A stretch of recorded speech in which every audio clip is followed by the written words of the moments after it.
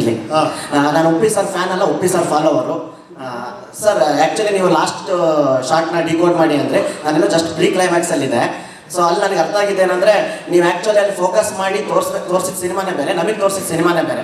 So ಹಂಗಾಗಿ ಏನು focus ಏನು ಮಾಡಬೇಕಿತ್ತು ನಾವು, ನೀವು ತೋರಿಸಿರೋ ಕಲ್ಕಿ ಕಥೆಯಲ್ಲಿ ನಾವೇನು ಫೋಕಸ್ ಮಾಡಬೇಕಿತ್ತು? ಯಾಕಂದರೆ ನೀವು ಅಲ್ಲಿ ಸಿನಿಮಾದೊಳಗಡೆ ತೋರಿಸಿರ್ತಕ್ಕಂಥ ಸಿನಿಮಾನೇ ಬೇರೆ, ನಮಗೆ ತೋರಿಸಿರ್ತಕ್ಕಂಥ ಸಿನಿಮಾ ಬೇರೆ. ಸೊ ನಮಗೆ ಫೋಕಸ್ ಮಾಡಿ ಅಂತ ಏನಕ್ಕೆ ಹೇಳ್ತಾ ಇದ್ದೀರಾ ಅಂತ. ಅಲ್ಲಲ್ಲ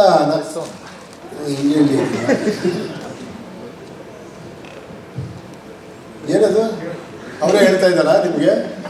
ಏನಿಲ್ಲ ಪುನೀತ್. ಇಲ್ಲ ಸರ್, ನಾನು ಕೇಳಿದೆ ನೀವು ಪ್ರೆಸ್ ಅವರ ಅಂತ ಕೇಳಿದೆ, ಡೌಟ್ ಆಯ್ತು ಅದಕ್ಕೆ. ಹೌದಾ? ಅಭಿಮಾನಿ ಅಂದ್ರಲ್ಲ, ಅದಕ್ಕೆ ಯಾರೋ ಹೌದಾ?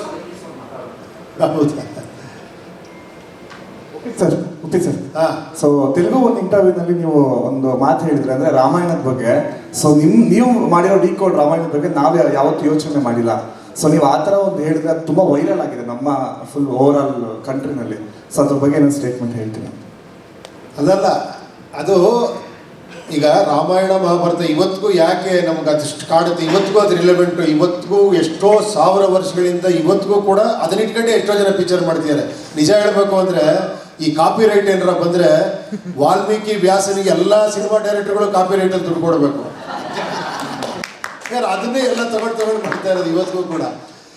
ಯಾಕೆ ಅಂದರೆ ಅದು ಒಳಗಡೆ ಇರೋ ಸಬ್ಜೆಕ್ಟ್. ಆ್ಯಕ್ಚುಲಿ ಅದನ್ನು ಒಳಗಿರೋದನ್ನು ಅವ್ರು ತಗೊಂಡು ಏನಂದರೆ ಸೀತೆ ಅಂದ್ರೇನು, ಆ್ಯಕ್ಚುಲಿ ಆತ್ಮ ರಾಮ ಅಂತಾರೆ. ರಾಮ ಅಂದರೆ ಆತ್ಮ ಇದ್ದಂಗೆ, ಆ ಒಂದು ಇದಕ್ಕೆ ಆತ್ಮ ರಾಮ ಅಂತಾರೆ. ಆತ್ಮ ಕೃಷ್ಣ ಅಂತ ಹೇಳಲ್ಲ ನೋಡಿ, ಆತ್ಮ ರಾಮ ಅಂತಾರೆ. ಪ್ರಾಣ ವಾಯುಗೆ ಹನುಮಂತ ಅಂತಾರೆ. ಅದಕ್ಕೆ ಆತ್ಮ ಪ್ರಾಣ ಎರಡು ತಪ್ಕೊಂಡಿರೋದು. ರಾಮ ಸೀತೆ ತಪ್ಕೊಂಡಿರೋ ವಿಗ್ರಹ ನೀವು ನೋಡೋಕೆ ಸಿಗಲ್ಲ. ಹನುಮಂತ ರಾಮ ತಪ್ಕೊಂಡ್ರೆ ಸಿಗೋದು ಆತ್ಮ ಇದು ಅಂತ. ಸೀತೆ ಅನ್ನೋದು ಒಂದು ಮನಸ್ಸು ಅಂತ ಆಯ್ತಾ. ಇದು ಜಿಂಕೆ ಏನೋ ಗೋಲ್ಡನ್ ಡಿಯರ್ ಅಂತಾರಲ್ಲ, ಏನೋ ಬೆಂಗಾಲದ ಜಿಂಕೆ, ಮಾಯಾ ಜಿಂಕೆ. ಸೊ ರಾವಣ ಅಂದರೆ 10 ತಲೆ, ಸಿಕ್ಕಾಪಟ್ಟೆ ಬುದ್ಧಿ ಶಕ್ತಿ ಇರೋವಂಥವನು. ಈ ಆತ್ಮಕ್ಕೂ ಈ ಮೈಂಡ್ಗೂ ಕ್ಲಾಶ್ ಆಗ್ತಾನೇ ಇರುತ್ತೆ. ಸೊ ಅದೇ ರಾಮಾಯಣ. ಅದನ್ನು ಅವರು ಬೇರೆ ಬೇರೆ ಥರ ಮಾಡಿದ್ರಿಂದ ಇವತ್ತಿಗೂ ನಮ್ಗೆ ಅದಷ್ಟು ಟಚ್ ಆಗುತ್ತೆ ಅಂತ ಎಲ್ಲ ಒಂದು ಇಂಟರ್ವ್ಯೂ ಹೇಳಿದೆ ಅಷ್ಟೇ. ಬಟ್ ಸರ್ ನೀವೇನಾದ್ರು ರಾಮಾಯಣ ಮಾಡಿಬಿಟ್ರೆ ಮೋಸ್ಟ್ಲಿ ಅದು ಬೇರೆ ಥರನೇ ಮಾಡ್ತೀರಾ ಅಂತ ಅನಿಸುತ್ತೆ ಸರ್. ಯಾಕಂದರೆ ನಿಮ್ಮ ಒಂದು ಡಿಕೋಡು ಬೇರೆ ಥರನೇ ಇದೆ ಮೈಂಡ್ ಸೆಟ್ಟು. ಅಂದರೆ ನಾವು ಆ ಥರ ಅರ್ಥ ಮಾಡ್ಕೊಳಕ್ಕೆ ಆಗಿಲ್ಲ, ಆ ಥರ ಅರ್ಥ ಮಾಡ್ಕೊಂಡು ಹೇಳ್ತೀರಾ ನೀವು. ಸೊ ಮಾಡಿಬಿಟ್ರೆ ಹೆಂಗಿರುತ್ತೆ ಸರ್ ಅದು ಅಂತ? ಇಲ್ಲ ನೋಡೋಣ, ಇವಾಗ ಮಾಡ್ತಿರೋರು ಇನ್ನೂ ಒಂದು ಲೆವೆಲಿಗೆ ಮಾಡ್ತಿರ್ಬೋದು ದೊಡ್ಡದಾಗಿ.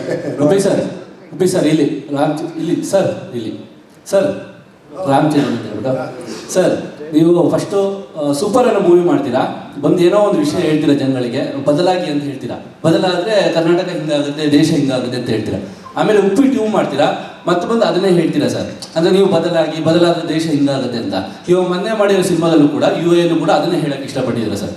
ಉಪ್ಪಿ ಸರ್ ಪ್ರತಿ 5 ವರ್ಷಕ್ಕೋ 6 ವರ್ಷಕ್ಕೋ ಬಂದ್ಬಿಟ್ಟು ಏನೋ ಒಂದು ಹೇಳ್ತೀರಾ, ಹಿಂಗಾದರೆ ಕರ್ನಾಟಕ ಹಿಂಗಾಗುತ್ತೆ, ದೇಶ ಹಿಂಗಾಗುತ್ತೆ ಅಂತ ಹೇಳ್ತಾರೆ.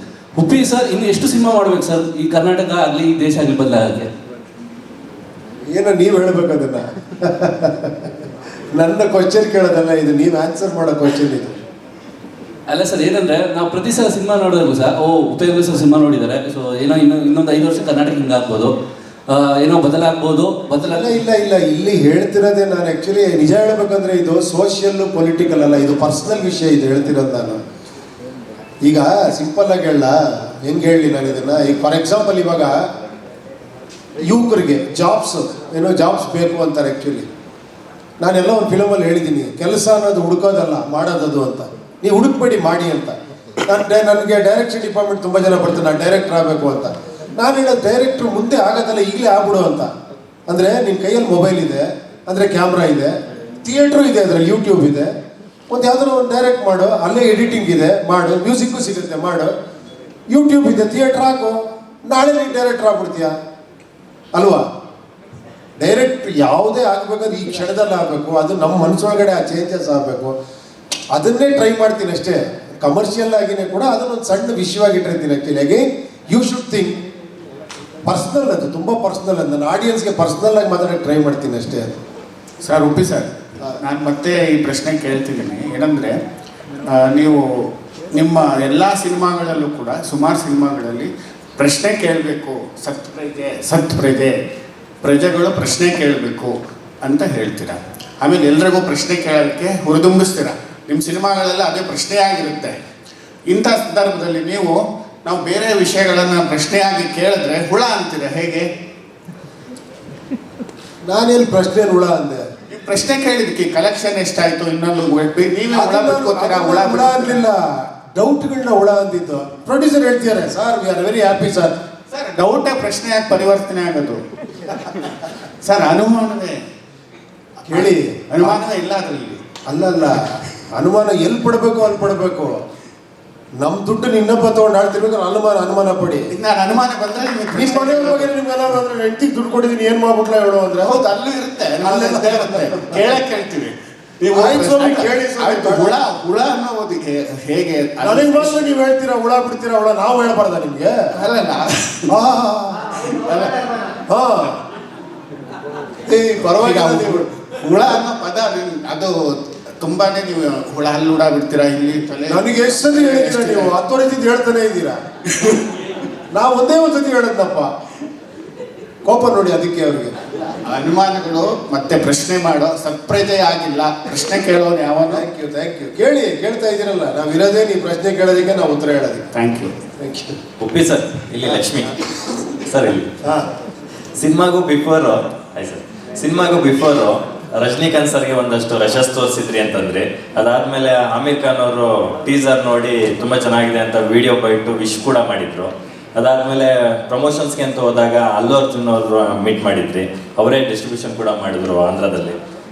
ರಾಣಾ ಅವ್ರ ಜೊತೆ ಒಂದು ಸಂದರ್ಶನ ಕೂಡ ಮಾಡಿದ್ರಿ. ಅಂದ್ರೆ ಇಲ್ಲಿ ಸೆಲೆಬ್ರಿಟಿ ಶೋ ಅಂತ ಆಯ್ತು, ಅವರೆಲ್ಲರೂ ಸಿನಿಮಾ ರಿಲೀಸ್ ಆದ್ಮೇಲೆ ಸಿನಿಮಾ ನೋಡಿದ್ರ ಸರ್, ಏನ್ ರಿಯಾಕ್ಷನ್ ಬಂತು? ಇಲ್ಲಪ್ಪ, ಆ ಸಂದರ್ಭ ಹಂಗೆ ಬಂತು. ನಾನು ಹೋಗಿದ್ದಾಗ ರಾಣ ಅವ್ರು ಕರೆದ್ರು, ಒಂದು ಮಾಡೋಣ ಅಂತ ಮಾಡಿದೆ ಅಷ್ಟೇ ಹೊರತು ಅದೇನು ಬೇರೆ ಇದೇನಿಲ್ಲ. ನನಗೆ ಸೆಲೆಬ್ರಿಟೀಸ್ ನೀವು ಪಿಕ್ಚರ್ ನೋಡಿದ್ರೆ ನಿಮಗೆ ಖುಷಿ ಆಯ್ತಾ, ಮುಗಿದೋಯ್ತು. ನೀವು ಖುಷಿ ಪಟ್ಟರೆ ಅವರು ನೋಡಿ ಅವರು ಖುಷಿ ಪಟ್ಟಿರ್ತಾರೆ.